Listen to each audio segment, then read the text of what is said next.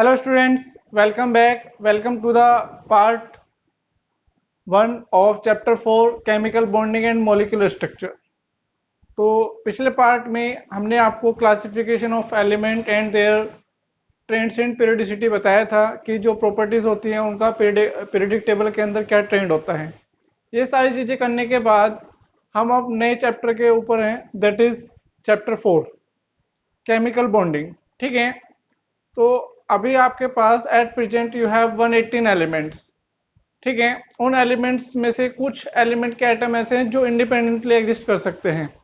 ठीक है, लेकिन जो बाकी अदर एलिमेंट बच जाते हैं उनके जो एलिमेंट होते हैं वो क्या करते हैं, इंडिपेंडेंटली एग्जिस्ट नहीं करते हैं। वो क्या करते हैं, या तो वो सिमिलर मतलब अपने ही जैसे दूसरे एटम के साथ कंबाइन कर जाते हैं या दूसरे एटम के साथ कंबाइन कर जाते हैं।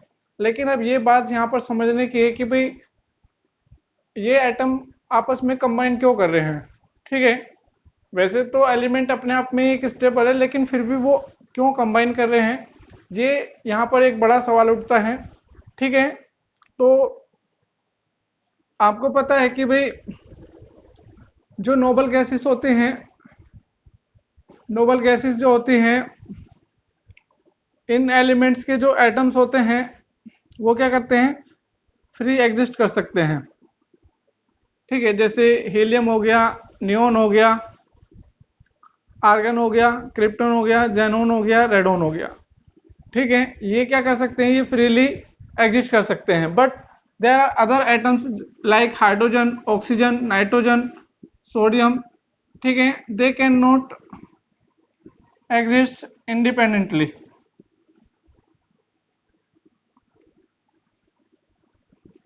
ठीक है, तो इन एलिमेंट्स के जो एटम है वो इंडिपेंडेंटली एग्जिस्ट नहीं कर सकते। ठीक है, तो ये क्या करते हैं, ये अदर एलिमेंट के साथ या सिमिलर एलिमेंट के साथ कंबाइन करके क्या बना लेते हैं, मॉलिक्यूल बना लेते हैं। जैसे हाइड्रोजन क्या बना लेता है, H2 बना लेता है, या H2O बना लेगा, या NH3 बन जाता है, या NO2 बन जाता है, या NaCl बन जाता है। तो ये सभी कंपाउंड हैं, मीन्स मॉलिक्यूल हैं। तो इनके बीच में जो एटम्स हैं, how atoms are joined together. अब ये बहुत बड़ा सवाल उठता है हमारे पास कि भाई इन सभी कंपाउंड्स के अंदर जो एलिमेंट्स हैं उनके जो एटम्स हैं वो किस तरीके से बाइंड है एक दूसरे के साथ। ठीक है, तो ये बाइंड होते हैं due to the chemical bond. ठीक है, एक नई वर्ड आ जाता है, that is called chemical bond. ठीक है, केमिकल बॉन्ड क्या होता है, it is a force of attraction या attractive force, it is the attractive force. ठीक है, अट्रैक्टिव फोर्स विच होल्ड्स, या it is a force of attraction. ठीक है, force of attraction which holds together और binds the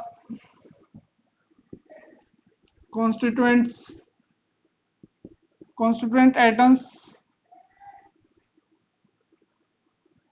in A molecule.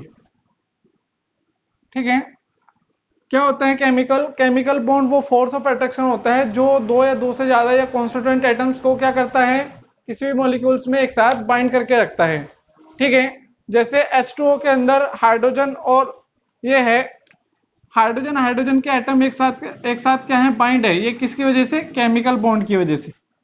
ठीक है, तो जैसे सोडियम और क्लोरीन है NaCl के अंदर, ये एक दूसरे के साथ किस वजह से बाइंड है, केमिकल बॉन्ड की वजह से। ठीक है, अब बात आती है कि भी केमिकल बॉन्ड बनता कैसे है।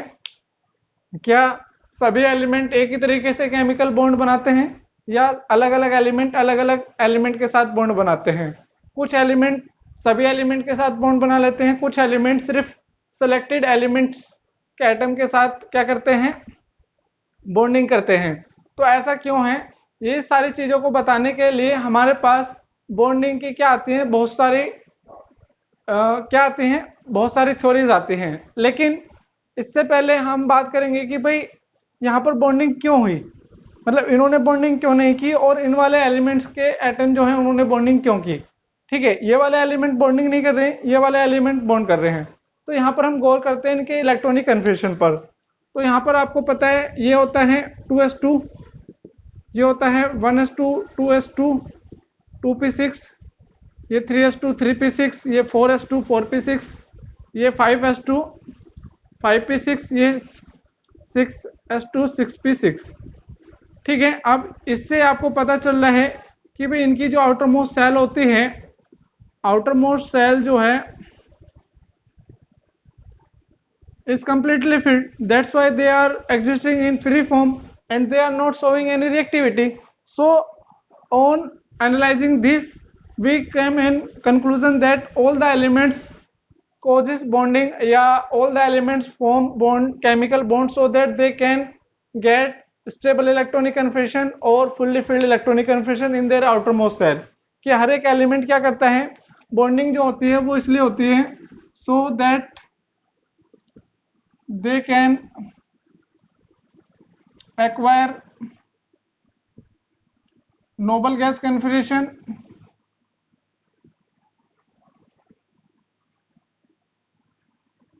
और आप कह सकते हैं स्टेबल इलेक्ट्रॉनिक कन्फिग्रेशन।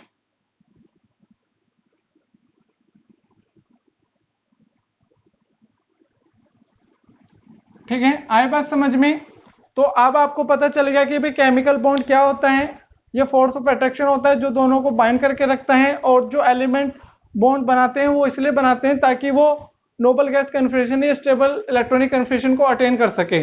अब इलेक्ट्रॉनिक कन्फिग्रेशन अटेन करने के लिए क्या होता है, इनमें अलग अलग चीजें होती हैं, और इस बॉन्डिंग को दिखाने के लिए हमारे पास बहुत सारी थ्योरीज आई हैं, जैसे कोसेल लेविस अप्रोच हो गया, ठीक है, कोवलेंट बॉन्ड हो गया, ठीक है, वैलेंस बॉन्ड थ्योरी हो गया, वेस्पर थ्योरी हो गया, मॉलिक्यूलर ऑर्बिटल थ्योरी हो गई। आपके पास बहुत सारी थ्योरीज हैं जिन्होंने क्या किया है, इन एलिमेंट के बीच में जो बॉन्डिंग हुई है उसको डिफाइन करने की कोशिश की है। लेकिन सबसे पहले हम बात करेंगे Kossel Lewis approach for the chemical bonding. ठीक है, कि कोसेल लेविस अप्रोच यही है कि उन्होंने बताया था कि कोई भी एलिमेंट जो होता है वो बॉन्डिंग क्यों करता है, वो बॉन्डिंग इसलिए करता है ताकि वो स्टेबल इलेक्ट्रॉनिक कन्फिग्रेशन अटेन कर सके। हर एक के सेल में या तो NS2 NP6 इस टाइप की कन्फिग्रेशन अटेन कर सके। ठीक है, just like Nobel gas configuration. तो इसके लिए लेविस ने कुछ सिंबल्स दिए थे जिनको हम बोलते हैं लेविस सिंबल। ठीक है, तो अभी हम कौन सा कर रहे हैं, ये बहुत इंपॉर्टेंट है, आपको बेसिक चीजें पता होनी चाहिए। वैसे ये कहीं नहीं पूछी जाती है, लेकिन अगर आपसे कोई डीपली पूछ ले तो आपको पता होना चाहिए कि भी केमिकल बॉन्ड क्यों होता है, जो एलिमेंट्स होते हैं वो बॉन्डिंग क्यों करते हैं। ठीक है, जो आपके नोबल गैसेस होते हैं वो कोई भी बॉन्डिंग क्यों नहीं करते हैं, ये सारी चीजें हमने डिस्कस की हैं। जो नोबल गैसेस हैं वो इसलिए बॉन्डिंग नहीं करती क्योंकि उनके outermost shell completely filled होते हैं। ठीक है, तो कोसेल लेविस अप्रोच में कोसेल और लेविस के अलग अलग अप्रोचेस हैं, लेकिन दोनों ने एक ही बात को बताया है कि जो एलिमेंट्स होते हैं वो इसलिए क्या करते हैं, वो इसलिए बॉन्ड केमिकल बॉन्डिंग करते हैं so that they can acquire noble gas configuration. तो कोसेल लेविस अप्रोच के अंदर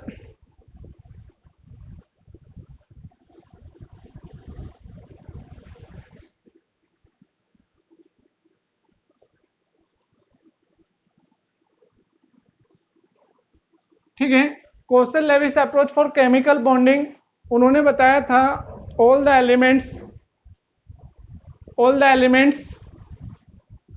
accept noble gases form chemical bond to acquire noble gas configuration। noble gas configuration और accept hydrogen to get 8 electron in their outermost cell। ठीक है,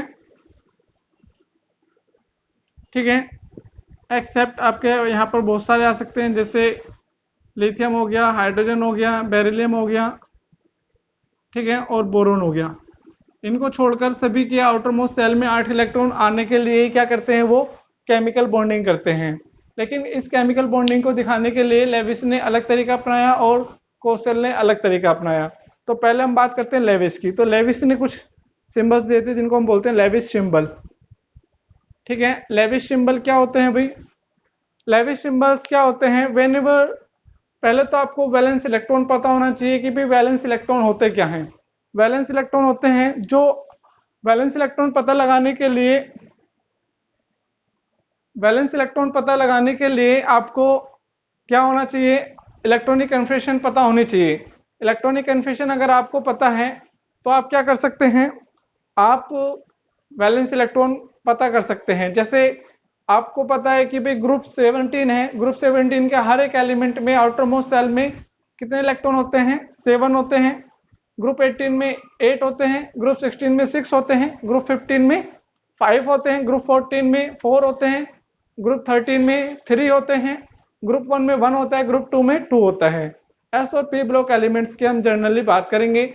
D block elements में वो आपको अलग अलग तरीके से निकाल सकते हैं। ठीक है, तो लेविस सिंबल से करने से पहले आपको ये पता होना चाहिए वैलेंस इलेक्ट्रॉन कितने, वैलेंस इलेक्ट्रॉन क्या होते हैं? Outermost shell electrons are called valence electron. ठीक है, now what is Lewis symbol? The notation in which valence electrons are represented by the dots around the symbol of the element are called Lewis symbols. जैसे अगर आपसे पूछा जाए कि भाई oxygen का लेविस सिंबल क्या है, अब ऑक्सीजन का एटॉमिक नंबर 8 होता है, तो ये हो गया 2 6। इसके आउटर मोस्ट सेल में 6 इलेक्ट्रॉन है, तो आप ऑक्सीजन का सिंबल बनाइए और उसके अराउंड क्या कर देंगे, हम 6 डॉट रख देंगे, that is called Lewis symbol. ठीक है, और आपसे पूछ लिया अभी क्लोरीन का लेविस सिंबल क्या है? क्लोरीन में 17 होते हैं, यह आएगा 287, तो इसमें 7 हो गए, तो Cl, इसमें आप 7 डॉट रख दीजिए, that is called Lewis symbol. ठीक है, लेविस सिंबल आपको आना चाहिए हर एक एलिमेंट का। अब लेविस सिंबल आपको पता चल गया, तो लेविस सिंबल से आप उसके क्या निकाल सकते हैं? लेविस सिंबल से अब हम क्या करेंगे, उसका सिग्निफिकेंस, कि भाई लेविस सिंबल तो हमने लिख लिए, हमको पता चल गया कि भाई लेविस सिंबल ये होता है।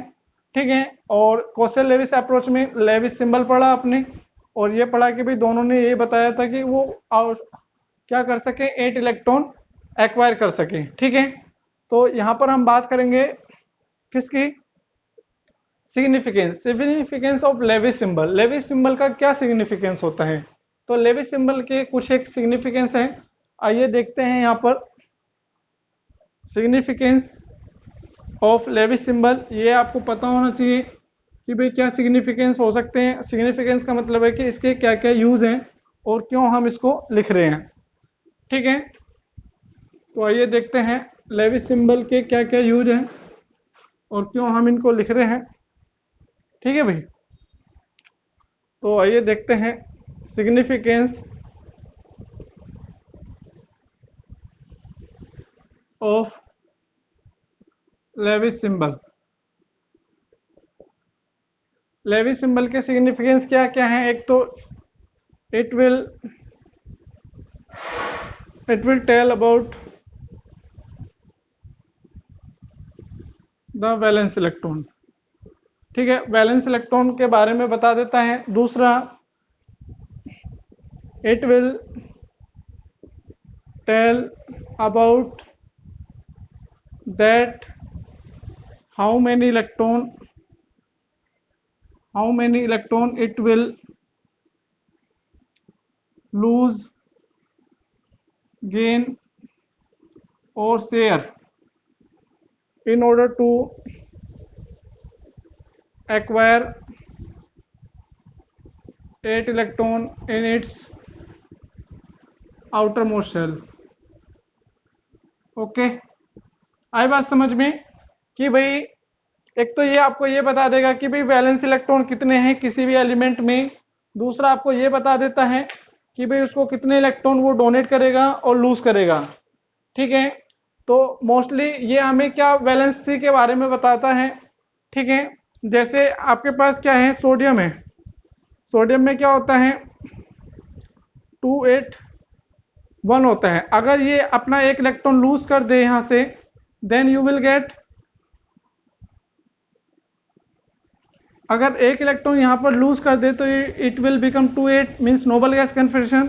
तो ये क्या करेगा, Na पॉजिटिव आयन बनाएगा, मतलब ये इलेक्ट्रॉन लूज करेगा। ठीक है, और ये हमें कैसे पता चला, इसके लेविस सिंबल से, कि भाई एक डॉट है, अगर हम इसको एक खत्म कर दें तो ये क्या हो जाएगा, ये आपका नोबल गैस कन्फर्मेशन ले लेगा। ठीक है, जैसे Cl है, Cl में कितना होता है 287, तो इसके चारों ओर कितने हो गए, ये 7 हो गए। अगर इसके पास एक इलेक्ट्रॉन आ जाए तो इसके पास पूरा 8 हो जाएगा, मीन्स ये स्टेबल हो जाएगा। तो इस तरीके से ये आपको पता होना चाहिए कि भाई सिग्निफिकेंस क्या है। एक तो आपको वैलेंस इलेक्ट्रॉन के बारे में पता चल जाता है, और वैलेंस इलेक्ट्रॉन जनरली क्या शो करता है, वैलेंसी शो करता है। अगर किसी एलिमेंट के आउटरमोस्ट सेल में 5, 6 और 7 एलिमेंट है तो उनको 8 में से माइनस करके जो भी आता है वो इसका क्या बन जाते हैं, वैलेंस बन जाता है, कि मतलब उतने इलेक्ट्रॉन उसको चाहिए ही चाहिए। ठीक है, now we will talk about the Kossel prediction. Kossel prediction using the periodic table. तो क्वेश्चन ने बताया कि भाई पीरियडिक टेबल के अंदर जो मोस्ट इलेक्ट्रोनेगेटिव एलिमेंट होते हैं, that is halogens, are separated with the most electronegative, sorry most electropositive element, that is alkali metal by the noble gases, कि उन दोनों के बीच में नोबल गैसेस आ जाते हैं।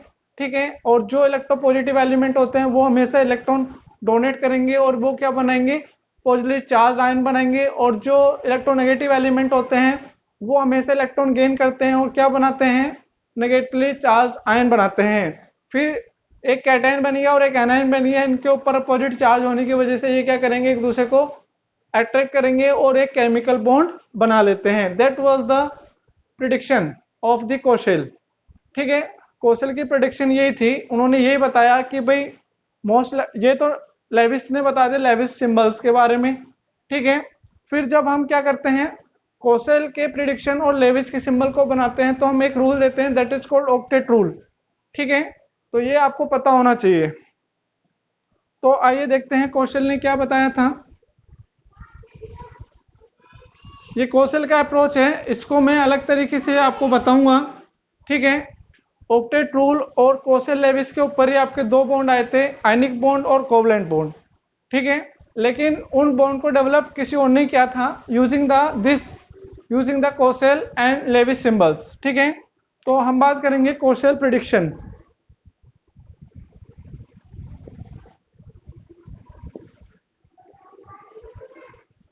प्रिडिक्शन क्या होती है, Kossel prediction towards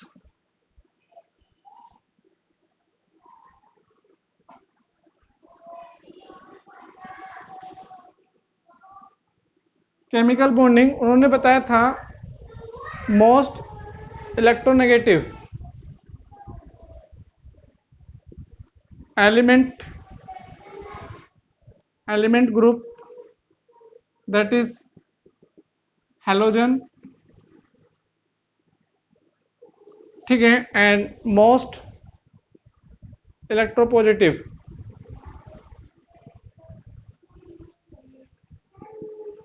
elements, that are group first and group second, both are separated by noble gases। ठीक है, नोबल गैसेस इनके बीच में आ जाती हैं, इसलिए एक दूसरे से क्या है, सेपरेटेड है।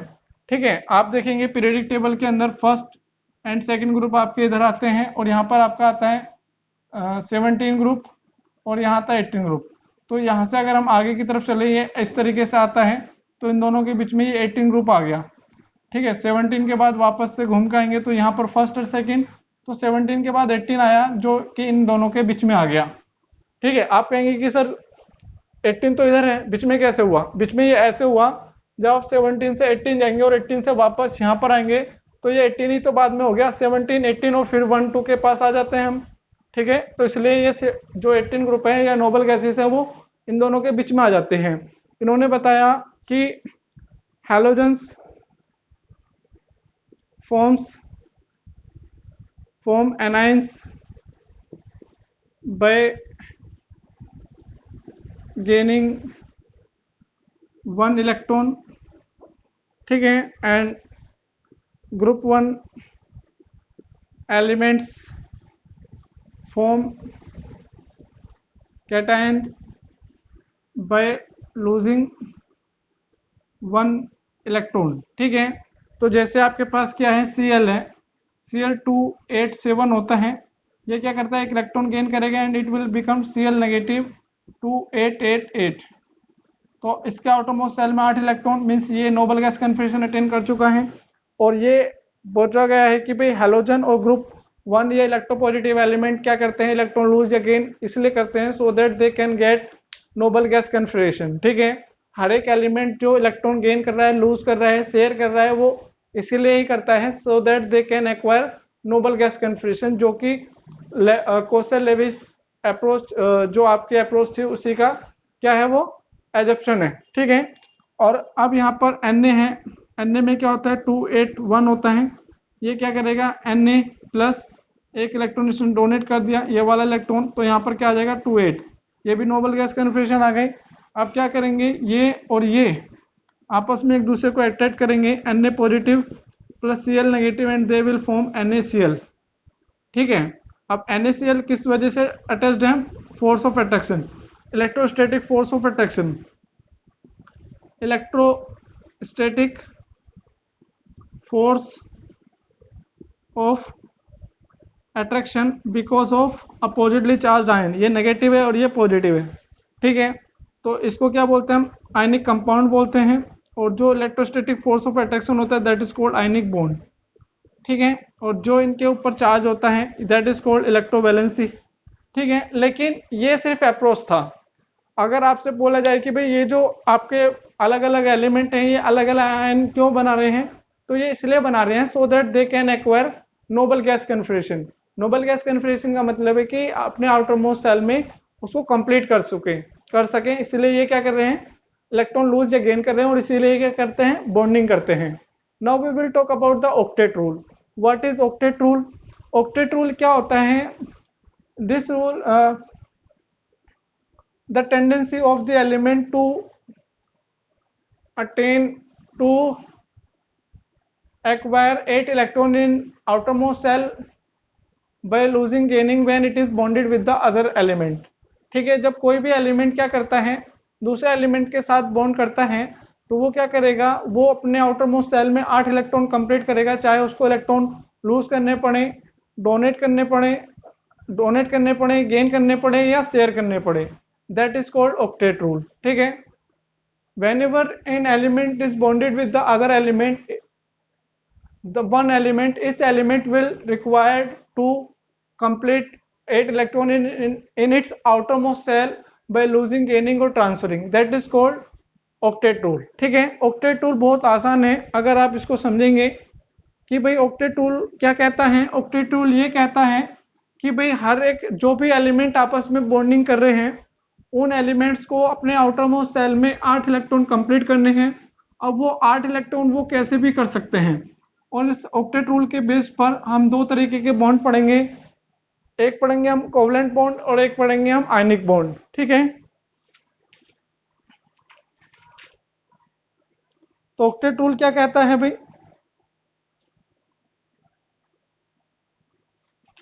ऑक्टेट रूल आपका कहता है कि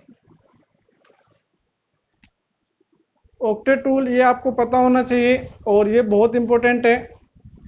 अगर कोई ऑक्टेट रूल फॉलो कर रहा है इसका मतलब उनके अंदर जो बॉन्डिंग है वो बहुत ज़्यादा स्ट्रॉन्ग है और वो स्टेबल है। ठीक है, क्योंकि जो मोस्ट ऑफ द एलिमेंट के जो एटम है वो स्टेबल नहीं होते, लेकिन बॉन्डिंग करने के बाद ही वो स्टेबल क्यों हो जाते हैं, क्योंकि बॉन्डिंग करने के बाद most of the element acquire 8 electron in the outermost shell. ठीक है, तो क्या होता है, द बॉन्डेड एलिमेंट्स और whenever two elements combine together, they are required to complete 8 electron in their outermost shell by losing, gaining, or sharing the electrons. It is called octet rule. ठीक है, जैसे अब हम NaCl की बात करते हैं। NaCl में Na के पास 281 था और Cl के पास 287 था, तो यहाँ पर इसने एक इलेक्ट्रॉन इसको दे दिया, जिससे इसका हो गया Na पॉजिटिव और ये हो गया 28, और ये हो गया आपका Cl नेगेटिव और ये हो गया 288। आपस में इन्होंने कंबाइन किया और फिर NaCl बन गया। ठीक है, तो आप बता सकते हैं कि भाई कोई भी एलिमेंट जो होता है, जैसे हम बात करें और भी एलिमेंट है हमारे पास, कंपाउंड है, जैसे CO2 हो गया, कार्बन ने 2 इलेक्ट्रॉन ऑक्सीजन को दिए और 2 इलेक्ट्रॉन इस ऑक्सीजन को दिए और दो इनसे ले लिए, तो यहाँ पर भी इस पे भी 8 इलेक्ट्रॉन, इस पे भी 8 इलेक्ट्रॉन और इस पे भी 8 इलेक्ट्रॉन। ठीक है, तो ऑक्टेट रूल आपका यही बताता है कि भाई कोई भी दो एलिमेंट जब आपस में कंबाइन करते हैं या दो एलिमेंट पहले से ही बॉन्डेड फॉर्म में हैं, तो वो क्या करते हैं, वो अपने आउटर मोस्ट सेल में 8 इलेक्ट्रॉन कंप्लीट करते हैं। और वो 8 इलेक्ट्रॉन वो कैसे कंप्लीट करते हैं, चाहे वो इलेक्ट्रॉन लूज कर सकते हैं, गेन कर सकते हैं या शेयर कर सकते हैं, लेकिन उनके आउटर मोस्ट सेल में 8 इलेक्ट्रॉन कंप्लीट होने चाहिए। That is called octet rule. अब ऑक्टेट रूल को फॉलो करते हुए हमारे पास दो तरीके के बॉन्डिंग आ जाते हैं। एक हो जाती है आयनिक बॉन्डिंग और एक हो जाती है कोवलेंट बॉन्डिंग। आयनिक बॉन्डिंग जहां पर इलेक्ट्रॉन लूज और गेन हो रहे हैं, कोवलेंट बॉन्डिंग जहां पर इलेक्ट्रॉन शेयर हो रहे हैं। तो पहले हम बात करेंगे कोवलेंट बॉन्ड की। ठीक है, तो कोवलेंट बॉन्ड की बात करेंगे, लेकिन आज के लिए सिर्फ इतना ही। आपको ऑक्टेट रूल तक कंप्लीट करना है, नोट्स भी कंप्लीट करने हैं और उसको पढ़ना भी है। और आपको कोई भी डाउट आता है तो आप हमें कमेंट में बता सकते हैं, या हमसे कोई भी टॉपिक छूट गया है जो आपको लगता था कि ये बताना चाहिए, लेकिन मेरी तरफ से मैंने पूरी कोशिश की है कि भी कोई भी टॉपिक रह ना जाए। ठीक है, तो अगर ये वीडियो आपको अच्छी लगी हो तो इसको लाइक कीजिए, और अगर आपने चैनल सब्सक्राइब नहीं किया है तो उसको सब्सक्राइब कीजिए, ताकि आपको आगे भी ऐसी वीडियोस मिलती रहें टॉपिक वाइज। हाँ, और यहाँ तक आपको अच्छे से पढ़ना है। कोई भी आपका डाउट रहता है तो आप उसको हमें बता सकते हैं। In the next part, that is part 2, we will start with the covalent bond. ठीक है, तो आज के लिए सिर्फ इतना ही। अपने घर पर रहिए, सेफ रहिए and keep studying. Thank you.